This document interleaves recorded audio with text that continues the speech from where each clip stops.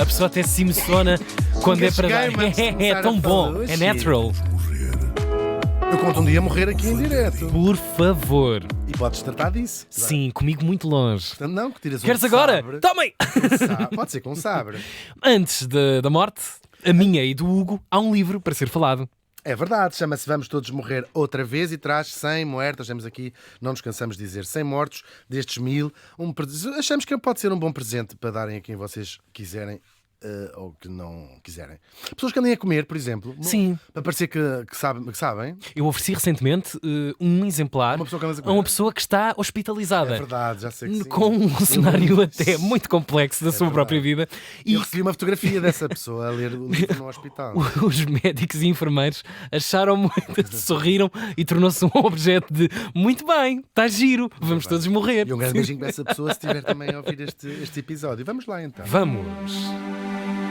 Isto vem, pronto, ele quer aí, é a cabeça fora do carro, o vento.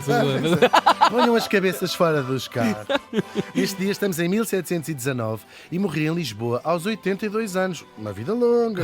E não foi pouco. Mesmo. Então não. Falamos do cozinheiro português Domingos Rodrigues, com um dos grandes pais da culinária em Portugal. É verdade, o Domingos nasceu em 1637 em Vila Cova à Coelheira, em Ceia.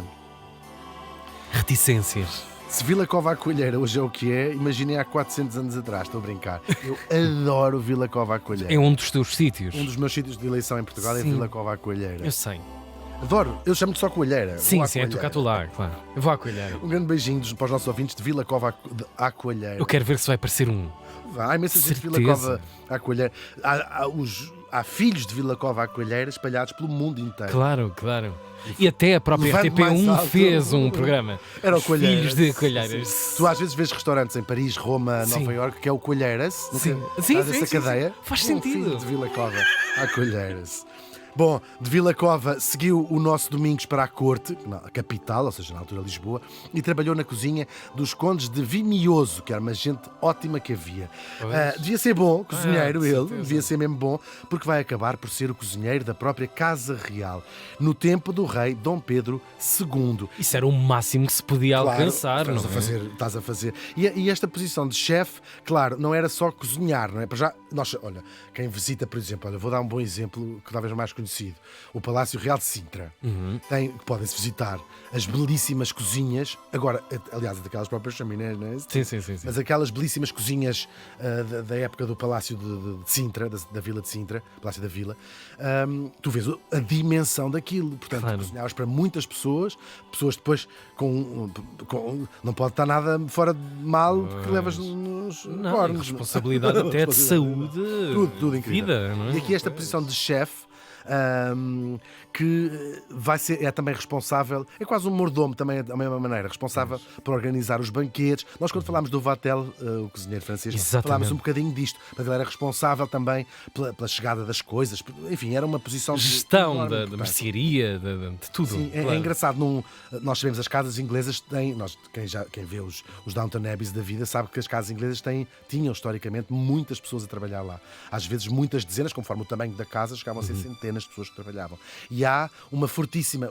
Os ingleses já têm uma sociedade muito estratificada, mas dentro das próprias pessoas que trabalhavam dentro das casas é uma hierarquia muito... É quase da tropa, não é? Sim. Uma hierarquia muito estratificada mesmo, muito clara. E o cozinheiro ou a cozinheira é sempre uma figura com uma importância enorme. E no household aristocrático inglês é a única pessoa que é tratada por cook, como se fosse o seu nome próprio.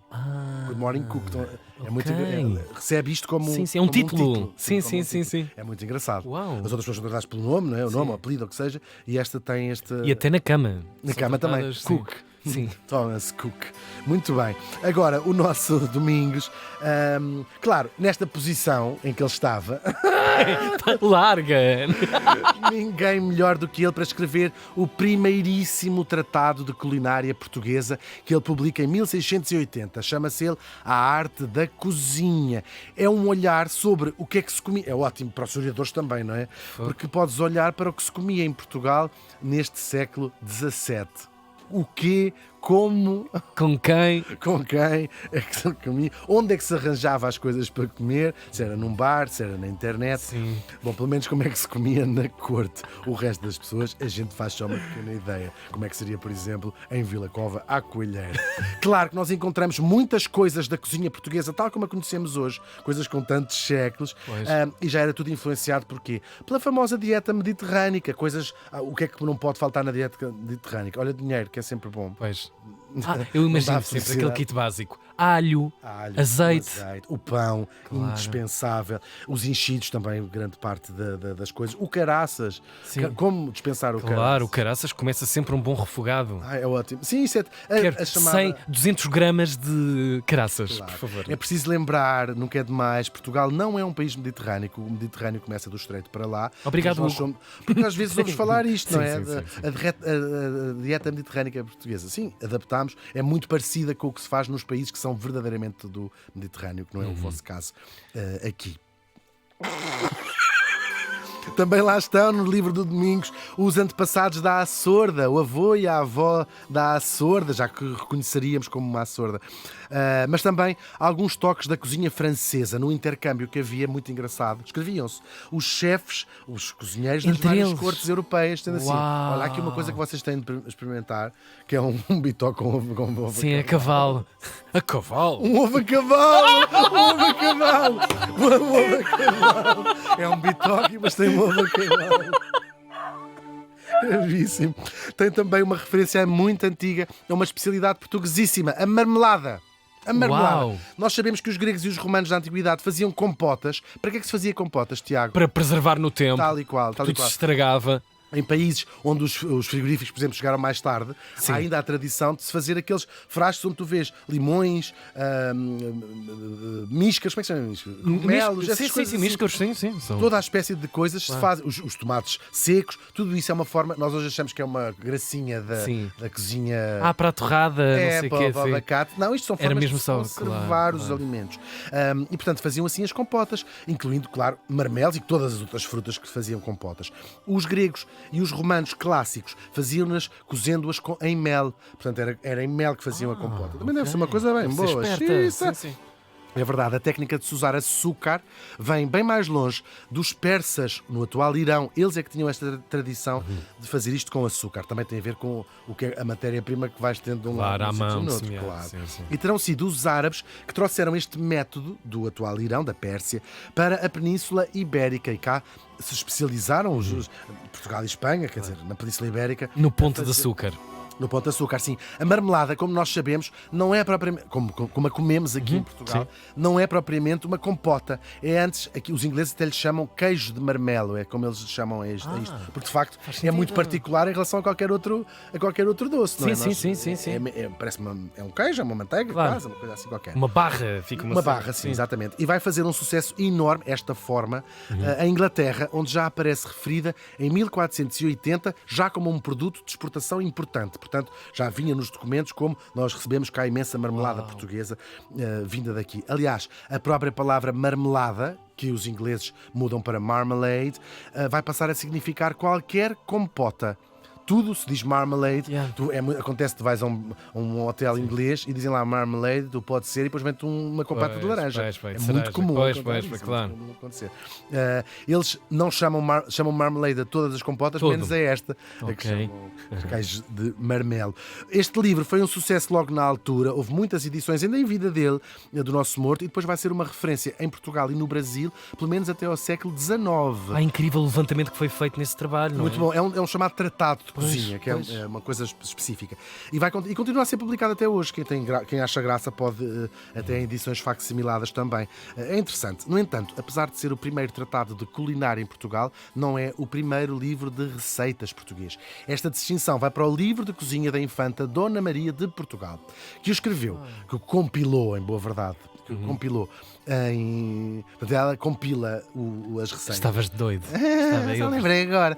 No século XVI, esta Dona Maria é uma neta do rei Dom Manuel I. Ela nasceu em 1538, para localizarmos no tempo. Ela casa com o Duque de Parma, portanto, casou bem. casou, não ficou mal. Parmegiano. E lá foi ela, sim, olha, é o queijo de Claro. Parma, claro. E lá foi ela para a Itália e levou, o que é que levava consigo na mala? Uma escova para o cabelo, Sempre. um batonzinho para o cieiro, que ela não sabia lá que tempo é que se fazia em Parma. Um galinho daqueles do tempo com o tempo, velcro para se higiene. perceber. Ah, isto hoje chove, hoje não sei. Exatamente. Duas mudas de cuecas e Claro. pouco mais levava ela. Também não dava, essa transportadora pagava-se mais já, Era essa bagagem. péssimo, então sujas, levou já sujas, vestidas no corpo. E levou, claro, este livro, uma coleção de várias receitas. Este livro tem 63 folhas, está dividido em 4 cadernos e tem ao todo 61 receitas. Isto é incrível, Uau. do século XVI mesmo. No fundo, também foi assim fixar uma tradição que é muito oral, não é? Imagino. Sim, claro. Ia pedindo, colecionava Claro. receitas. Ó Sim. Teresa, como é que fizeste isto? Sim, sim, sim. Dizia- Mande-te logo por e-mail. Exatamente. Eu acho que tem graça lembrarmos aqui Eu não o nome tenho. dos tais 4 cadernos. Caderno dos manjares da carne, que tem 25 receitas.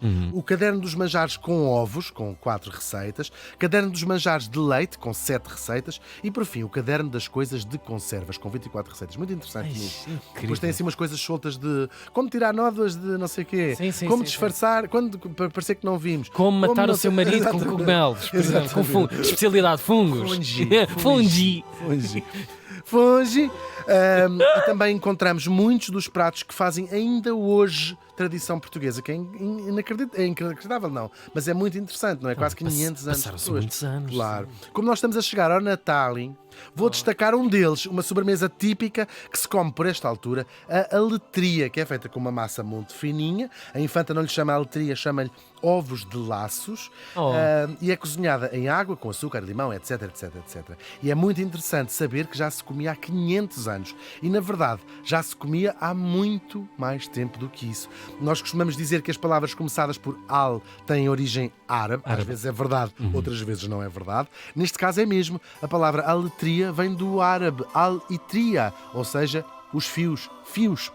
Nós sabemos por documentos muito antigos que é o mais antigo tipo de massa de trigo da cozinha árabe e também mediterrânea. Ou seja, o primórdio da pasta, que nós chamamos hoje, eram estes microfios que, em algumas regiões do Maghreb, por exemplo, ainda se faz manualmente. É um saber cada vez mais antigo, não é? Ainda se faz. É uma receita árabe, de facto, de aletria, que se faz em Marrocos e hoje é um dos clássicos da mesa da noite de consoada. Por isso, continuem a comemorar o nascimento de Nosso Senhor Jesus Cristo com ela, que ele deve estar a achar muita graça com uma sobremesa vinda de Marrocos. O Domingos Rodrigues morreu faz hoje 304 anos.